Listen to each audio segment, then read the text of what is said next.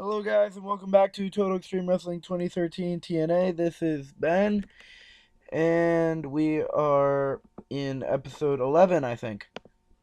I'm pretty sure episode 11, yeah. We had a 2.02 rating on Destination America. That is down from last episode which did a 2.04, and we got a 4.52 which is down from a 4.53 on Spike. So far we're doing good. We are in this series so far. We're improving, definitely. And we're holding our show tonight in the Illinois Aragon Ballroom in somewhere in Illinois. We have 4 pre-show matches and 16 regular segments, so let's get the show running, guys.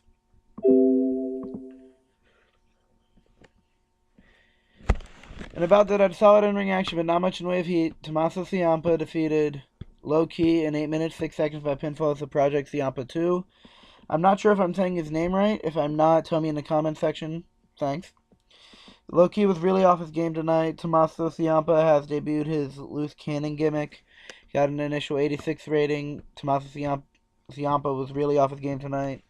Announcing quality was good. Color commentary was good. 44D. In a match that had some good action and average heat, Bobby Roode defeated the Great Sonata in 7 minutes, 33 seconds by pinfall with a Roode bomb. Roode is always improving in performance skills. That is fantastic. In a match that had some good action and average heat, Samoa Joe defeated Carlos Colon Jr. in 8 minutes, 13 seconds by submission with the Coquina Clutch, 70C+. No skill improvements. Then, in a match that had some good action and average heat, Bram defeated MVP in 7 minutes, 58 seconds by pinfall with a Velvet Noise. I got a 60C. We start the show off with Mike Tenay and Jim Ross hyping up the show and the expected impacts alike of Jeff Jarrett, Kurt Angle, AJ Styles, Drew Galloway, Austin Aries, and Ethan Carter III are likely to have. 62C. Got our second A rating. Kurt Angle comes down to the ring, he takes the microphone and starts talking to the crowd before eventually getting interrupted by Jeff Jarrett. They have a big argument going back and forth on the microphone before agreeing to face each other later on in the singles match. It's actually going to be a 4-on-3 handicap match. And this was basically having Kurt and Jeff argue about the Lethal Lockdown match, which is going to happen at Lockdown. In a match that had some good action and average heat, the Hardys defeated London and Kendrick in 10 minutes, 58 seconds when Jeff Hardy defeated Brian Kendrick by pinfall with an extreme combination. So Jeff Hardy is back from his infected stomach, I think it was. Both teams showed great chemistry. Brian Kendrick is improving in Rumble, and Jeff Hardy is improving in performance. Great match, 78B.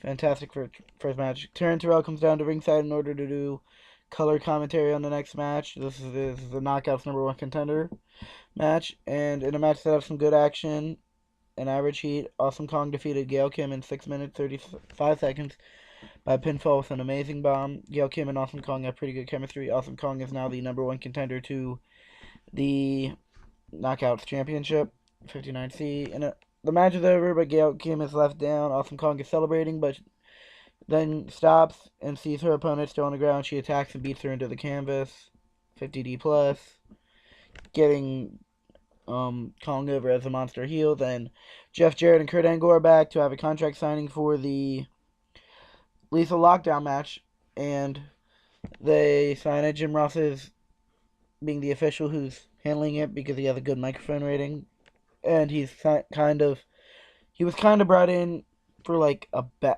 executive role by Jeff Jarrett and whatnot. I don't really know in that sense. 79B, great rating.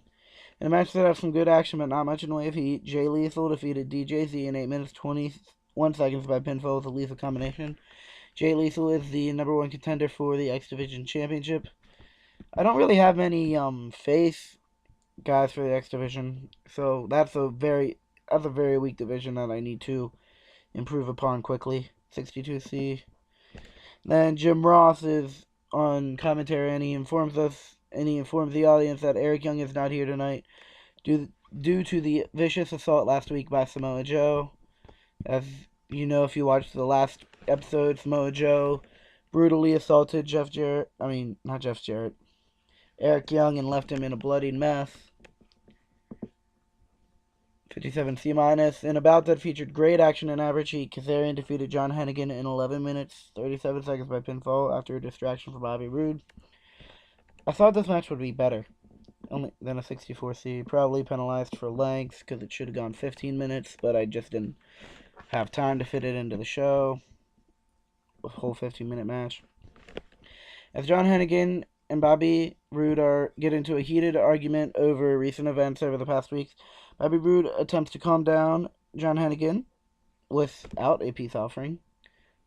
John Hennigan amazingly thanks Bobby Roode for his troubles by hauling off and slapping Bobby Roode right across the face. John Hennigan then storms off in a huff, leaving a hurt and bewildered Bobby Roode in the ring. Just basically, they argue. Hennigan slaps Bobby Roode because he cost him his match, and Hennigan runs off before Bobby Roode can attack Hennigan.